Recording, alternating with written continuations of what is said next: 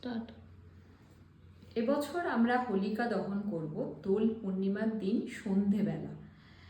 আগের দিন আমরা করে আসি হোলিকা দহন, কিন্তু যেহেতু এবছর এই বছরের প্রথম চন্দ্রগ্রহণ পড়ছে 3 মার্চ, অর্থাৎ দোল পূর্ণিমার দিন।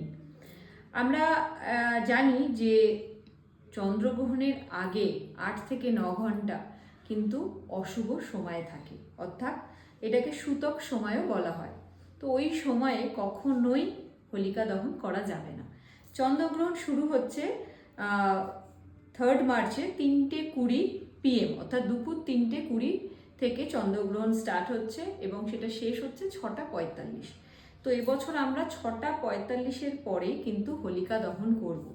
আর দোল পূর্ণিমা অর্থাৎ আমরা হোলি উৎসব যেটা মানাবো সেটা হচ্ছে পরের দিন 4 তারিখ, 4 মার্চ। 3 তারিখ কিন্তু আমরা দোল উৎসব মানাবো না, কারণ ওটা সূতক সময়ের মধ্যে পড়েছে।